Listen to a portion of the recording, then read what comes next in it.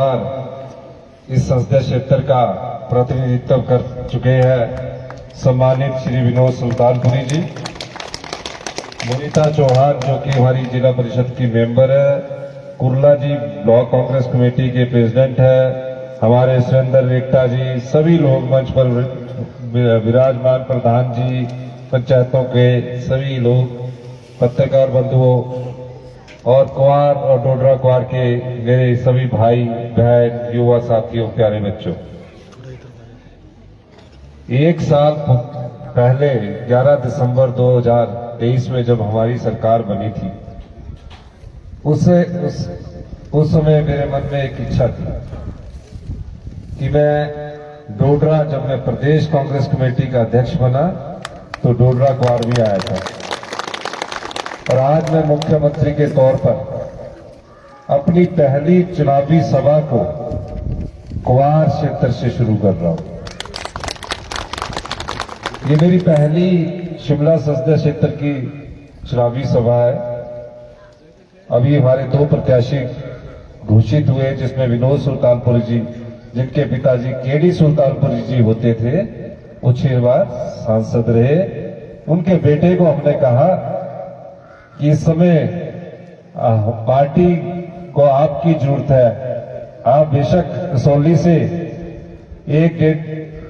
15 महीने पहले विधायक बने, और 15 महीने पहले विधायक बनने के बाद आपको आज दोबारा से इस संसदीय क्षेत्र का प्रतिनिधित्व करने का मौका मिलेगा, लेकिन आपको चुनाव लड़ने का मौका कांग्रेस पार्टी ने दिया है और आपको चुनाव लड़ना है। मैं देख रहा था जैसे ही विनोद सुल्तानपुरी और विक्रमादित्य जी का टिकट की घोषणा हुई, भारतीय जनता पार्टी जो दुष्प्रचार कर रही थी कि 4 जून को हमारी सरकार बनेगी, कैसे बनेगी, किस प्रकार बनेगी, ये सिर्फ दुष्प्रचार था। और हमने उसका जवाब इस समय अपने 2 जो सिटिंग विधायक है उनको टिकट देकर दिया। मुख्यमंत्री बनने के बाद हमने जब शपथ ली, सबसे पहले हमने अपनी आर्थिकी को मजबूत करना शुरू किया, और आज मैं दावे के साथ कह सकता हूं कि 1 साल पहले जो खजाना खाली था, उस खजाने को सही स्वरूप में आगे बढ़ने का हमने अवसर दिया। और आज जो भ्रष्टाचार के माध्यम से आपके पर जो खर्च होने वाला पैसा था, उसमें लगाम लगाई और तकरीबन 2200 करोड़ रुपए का अधिक राजस्व हमें इस साल प्राप्त हुआ। और इस साल हमें कई चुनौतियों का सामना करना पड़ा। पहली चुनौती आर्थिक रूप में थी, लेकिन इतिहास की सबसे बड़ी त्रासदी इस प्रदेश ने झेली। पिछले वर्ष इतनी अत्यधिक बारिश हुई, हर जगह तबाही का आलम था पूरे प्रदेश में। ये नहीं, डोडरा कुंवार में भी नुकसान हुआ, नूरपुर में भी नुकसान हुआ, कुल्लू में अत्यधिक नुकसान हुआ, शिमला जिला की सभी सड़कों को नुकसान हुआ, लेकिन हमने हिम्मत नहीं हारी। जब मैं शिमला जिला के दौरे पर गया, कुमारसंद गया, चौपाल गया, रूड़ू गया, सब जगह गया, उस समय सेब का सीजन पीक पर था, और अगर 15 दिन और 1 महीना भी सड़क खुलवाने में देरी हो जाती तो हमारे गरीब किसान बागवान का सेब सिर्फ बगीचों में ही रहता। लेकिन हमने युद्ध स्तर पर कार्य किया, और युद्ध स्तर पर कार्य करते करते एक भी बागवान का सेब सड़क के क्षतिग्रस्त होने के बावजूद भी युद्ध स्तर पर कार्य करने के बाद वो मंडियों तक पहुंचाया। ये हमारी सरकार की कमिटमेंट थी। धीरे धीरे हम आगे बढ़ रहे थे, और आगे बढ़ने के बाद हमने पाया कि जो कुछ सेब को नुकसान हुआ है, ओलावृष्टि के कारण नुकसान हुआ है, और हमने सेब के ऐतिहासिक मूल्य में, पहले आपका जो स्पोर्ट प्राइस था उसमें 50 पैसे की वृद्धि होती थी, मैंने 1.5 रुपए की ऐतिहासिक वृद्धि की। फिर हमने देखा कि हमें कुछ फैसले आम लोगों के हित में लेने पड़ेंगे। और हमने हिंदुस्तान की एक पहली योजना लाई जहां अनाथ बच्चों को पढ़ाने का खर्च 27 साल की उम्र तक सरकार उठाएगी। जो बच्चा अपनी माता को खो चुका है, अपने पिता को खो चुका है, उसकी पढ़ाई का खर्चा, उसकी शादी का खर्चा, उसको मकान बनाने का खर्चा हमारी सरकार उपलब्ध करवाएगी। और इस योजना से तकरीबन 4000 लोगों को फायदा हो रहा है। आप वेलफेयर में जाकर इस योजना का लाभ उठा सकते हैं। उसके बाद हमने विधवाएं जो विधवाएं महिलाएं हैं, उसके लिए एक योजना लाई। मैंने देखा कई विधवाएं युवा समय में ही विधवा हो जाती है। उनके बच्चे पढ़ाई में अच्छे होते हैं, कोई डॉक्टर बनता है, कोई इंजीनियर बनता है, लेकिन उनके पास पढ़ाई के लिए पैसे नहीं होते। हमने उनके लिए योजना लाई और 27 साल तक उन बच्चों की पढ़ाई का खर्चा भी हिमाचल प्रदेश सरकार उठाएगी। आप जानते हैं कि इंतकाल के कितने केसेस ऐसे हैं, इंतकाल ही नहीं होते थे। आप पटवारी के पीछे घूमने जाते थे और पटवारी कई बार टूर पर होता था, कहीं फरमाइश करने जाता था, कानून साहब नहीं होते थे। लेकिन हमारे सरकार की इच्छा शक्ति के अनुसार सब जगह 1 लाख इंतकाल हुए जो पिछले 10 साल से ऐसे ही पड़े हुए थे। और 1 लाख इंतकाल में पटवारी अब उन परिवारों को पूछते हैं कि आपका इंतकाल हो गया कि नहीं हो गया। पहले आप पटवारी के पीछे घूमते थे। धीरे धीरे हमारे प्रदेश विकास की दृष्टि में आगे बढ़ने लगा।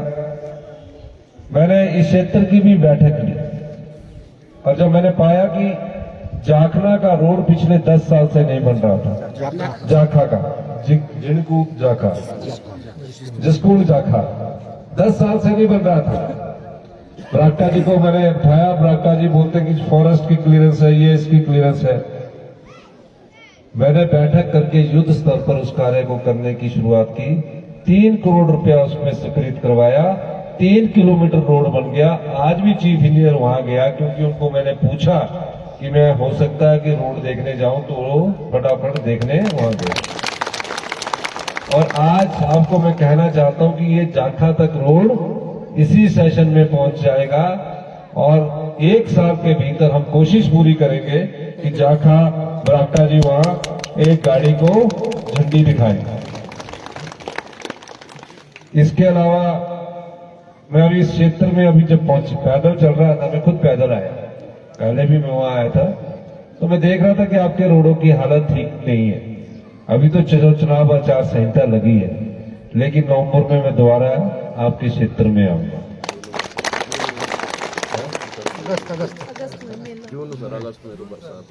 नहीं, नवंबर में आएंगे, कोई है नहीं, नवंबर में पक्का होगा, अभी 6 महीने बाद। और तब मैं देखूंगा ये जो सड़क है ये पूरी ठीक होती है कि नहीं होती है आपकी। सारे सड़क और सारी सड़कों को मैं खुद देखूंगा और पूरा दिन आपके बीच में मैं रहूंगा। लेकिन मैं कुछ बातें आपसे करने आ जाया हूं।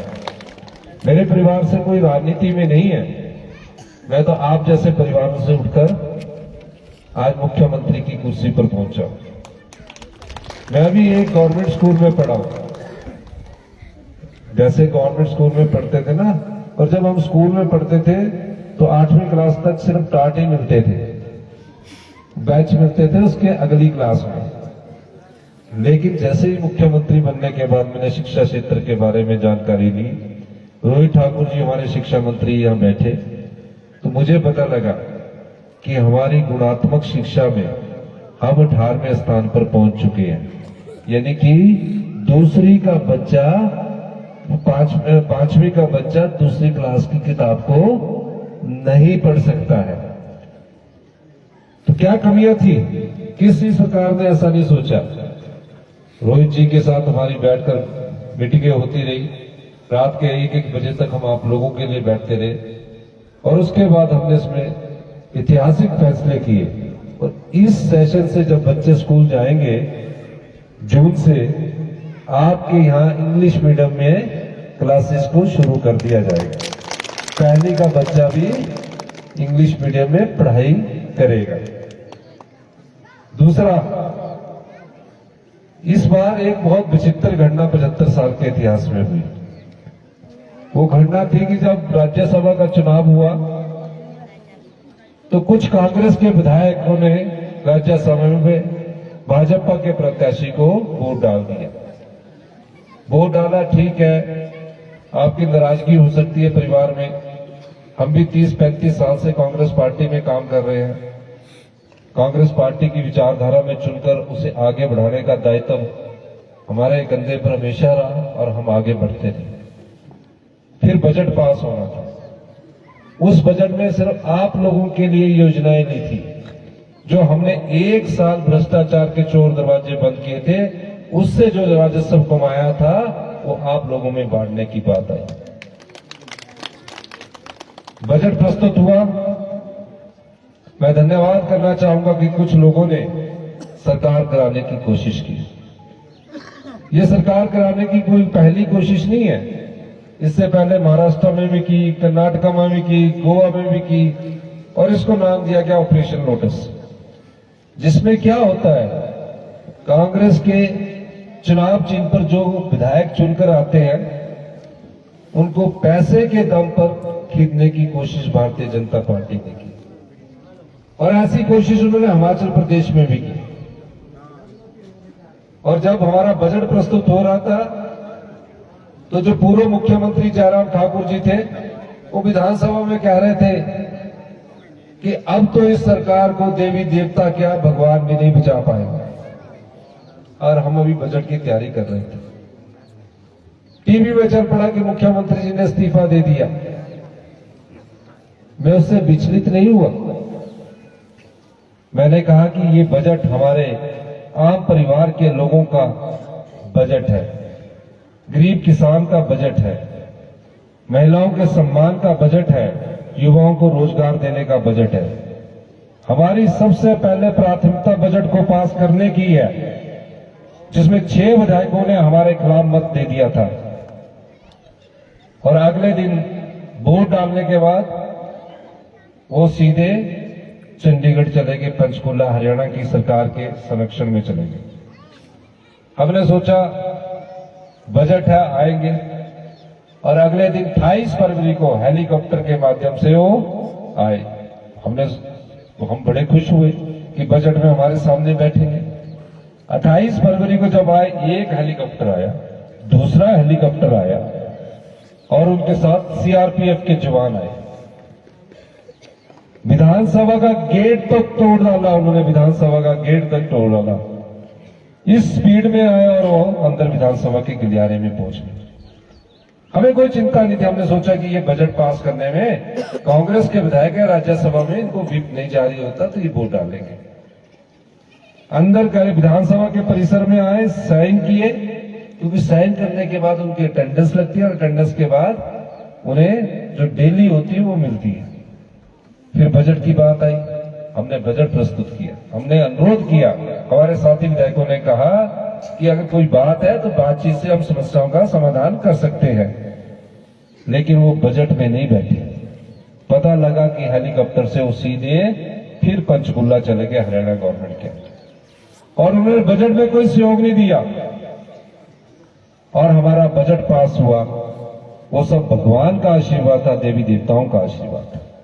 उस बजट में क्या था? उस बजट में जो बुजुर्ग बैठे हैं 70 साल से ऊपर के, उन बुजुर्गों को फ्री मेडिकल सुविधा हिमाचल प्रदेश की सरकार देगी।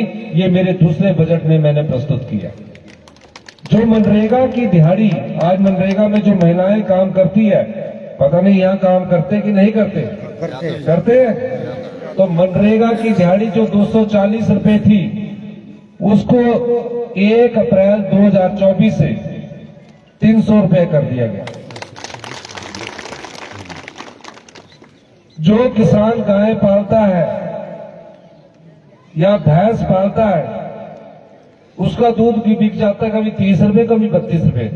हमारी सरकार ने फैसला किया कि गाय का दूध या भैंस का दूध 45 रुपए किलो के हिसाब से गाय का दूध सरकार खरीदेगी और 55 रुपए के हिसाब से भैंस का दूध सरकार खरीदेगी। फिर जो उसके गोबर से खेती करेगा, यूरिया नहीं डालेगा, उससे 40 रुपए किलो गेहूं खरीदेगी और 30 रुपए किलो मक्की खरीदेगी। क्योंकि हम चाहते हैं कि हिमाचल प्रदेश की ग्रामीण अर्थव्यवस्था मजबूत हो, गांव के लोगों के हाथ में पैसा पहुंचे, और इस दृष्टि से हमारी सरकार ने काम किया। 4% डीए की किस्त दी, हमने डीए की किस्त भी दी। और उसके बाद 28 के बजट के बाद जब मैंने फिर अधिकारियों की बैठक ली, उस समय मुझे पता लगा कि अभी हमारे पास 800 करोड़ रुपया और बचा हुआ है। ये बचना नहीं था अगर हमारी सरकार ना आती। तो मैंने अपनी प्यारी बहना सुख सम्मान निधि योजना की शुरुआत की, और इसमें 18 साल से ऊपर की प्रत्येक महिला को 1500 रुपया हर महीने मिलेगा, और साल में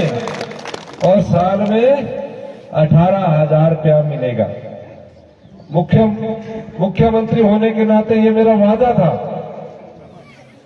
और अब इसके फॉर्म आपके वेलफेयर ऑफिस में है। सभी महिलाओं को वो फॉर्म भरने हैं। आपको ये पैसा पक्का मिलेगा। और जो भारतीय जनता पार्टी के जयराम ठाकुर जी थे, वो चुनाव योग चले गए, और चुनाव योग जाने के बाद उन्होंने कहा इस योजना को बंद करो। अरे भाई, क्यों बंद करो? ये तो हमारी बहनों का अधिकार है। ये पैसा हमने भ्रष्टाचार के चोर दरवाजे, जो 5 साल में आपकी सरकार में भ्रष्टाचार हुआ, उन चोर दरवाजों को बंद करके हमने ये पैसा कमाया है। आपके समय नौकरियां बिकती थी। सबॉर्डिनेट सिलेक्शन बोर्ड हमीरपुर में है, वहां पेपर बेचे जाते थे, और जो पढ़ा लिखा बच्चा होता था उसको नौकरी नहीं मिलती थी। पढ़ा लिखा युवा होता था उसको नौकरी नहीं मिलती थी। जिसने पेपर खरीद लिया उसको नौकरी मिलती थी। मैंने उस भ्रष्टाचार के चोर दरवाजे को भी बंद किया, और सबॉर्डिनेट सिलेक्शन बोर्ड को बंद किया, कि इस तरह हम युवाओं के भविष्य से खिलवाड़ नहीं कर सकते। और अब उस राज्य चयन आयोग में द्वारा से इंटरव्यू हो रहे हैं, बिल्कुल पारदर्शिता तरीके से हो रहे हैं। तो जयराम ठाकुर जी चुनाव योग है कि 1500 रुपये नहीं मिलने चाहिए हिमाचल की महिलाओं को। अब बात बताओ, आप क्यों नहीं मिलने चाहिए? वो आपका पैसा है, आप लोगों का पैसा है। और हमने उस योजना को 1 मई 2023 से स्पीति में शुरू किया, 1 फरवरी 2024 से लाहौर में किया, लाहौर स्पीति डिस्ट्रिक्ट में पूरा हो गया, और 3 मार्च 2024 से पूरे हिमाचल प्रदेश में अपनी बहनें जो 18 साल की उम्र पार कर चुकी है, उनके शरीर में जब तक अंतिम सांस तक उसको पूरा 1500 रुपया मिलेगा। तो ये हमारी सरकार की योजना है। ये पैसा मिलना चाहिए कि नहीं मिलना चाहिए? नहीं मिलना चाहिए? हाथ खड़ा करो कितने हैं, पीछे वाले भी हाथ खड़ा करोगे, दोनों हाथ खड़ा करो। आप भी, लेडीज भी है पीछे बैठी जो नीचे, हाथ खड़ा करो। दोनों मिलना चाहिए। अब जयराम ठाकुर जी इसको रोक रहे हैं। जयराम ठाकुर जो पूरा बीजेपी वाले हैं, क्या कर रहे हैं? रोक रहे हैं। क्यों रोक रहे हैं? क्या हमारी बहनें गांव में नहीं रहती? क्या हमारी बहनें दिन रात मेहनत नहीं करती? क्या हमारी हिमाचल में तो हमारी बहनें सबसे ज्यादा काम करती है, घर चलाती है, बच्चों का पालन पोषण करती है, सब प्रकार से दिशा देती है। तो ये जयराम जी रोक रहे हैं। आपने अब हमने अपील की, और हमने अपील करने के बाद अब उन्होंने हमें इजाजत दे दी है कि हम उनके फॉर्म ले सकते हैं। तो आपको जो वेलफेयर ऑफिस है वहां जाके अपने फॉर्म जमा करवाने हैं। अगर ये किसी तरह और रुकवाने की कोशिश जो इन्होंने की है, तो अप्रैल का 1500 रुपया और मई का 1500 रुपया आपके 1 जून में 3000 रुपया आपके खाते में जाएगा। ये मेरा पैसा नहीं है, ये आप लोगों का पैसा है। लेकिन मैं एक बात और कहना चाहता हूं, हम लोग लोकतंत्र में विश्वास रखते हैं, और ये समय है कि लोकतंत्र को मजबूती प्रदान करें। नहीं तो कल को आपकी कोई वोट की वैल्यू नहीं रहेगी। तो आप लोगों को इस चुनाव में इसलिए वोट नहीं डालना है, हमारी सरकार के लिए पूरे विधायक पूरे हैं। आप लोगों को इस सरकार में इसलिए वोट डालना है कि जो लोग पार्टी के चुनाव चिन्ह पर जीतकर विधायक बनते हैं, जनता के वोट से सत्ता जब उन्हें मिलती नहीं है, जनबल से वो सत्ता की कुर्सी तक नहीं पहुंचते हैं, तो धनबल का जो प्रयोग करके सत्ता की कुर्सी को हथियाने की कोशिश करते हैं, उनको सबक सिखाने का समय आ चुका है। तो क्या आप उनको सबक सिखाएंगे कि नहीं सिखाएंगे? जोर से बोलो ना, जो हाथ खड़ा करके बताओ। तो ये उनको सबक सिखाने का समय है। 1 तारीख को आप उनको, जो उन्होंने राज्यसभा की एक सीट चुराई है, हिमाचल की जनता जो देवी देवताओं में विश्वास रखती है, 1 तारीख को इस लोकतंत्र की मजबूती के लिए चारों लोकसभा की सीटों में जीत हासिल करके भेजेगी।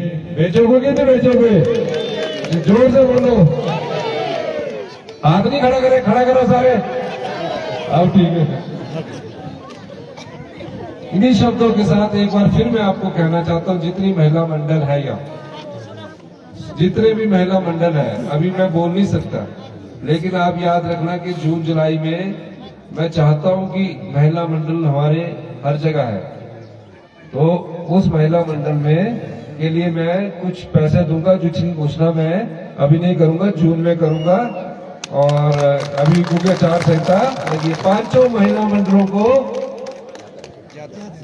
जितने भी महिला मंडल है उसको अभी हम घोषणा, युवक मंडल है, जो भी अभी ब्लॉक है, जिससे चर्चा करने के बाद, महिला मंडलों के से बात करने के बाद, जब आचार संहिता खत्म होगी, मैं नवंबर में आपके पास आऊंगा। उससे पहले आपको महिला मंडलों को जून की आचार संहिता करने से खत्म होने से बाद आपको पैसा मिल जाएगा।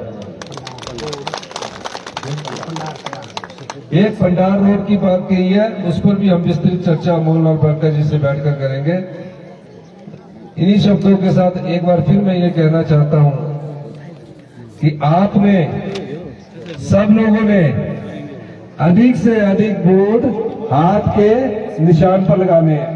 सुल्तानपुरी जी पढ़े लिखे हैं, लॉ किया है इन्होंने।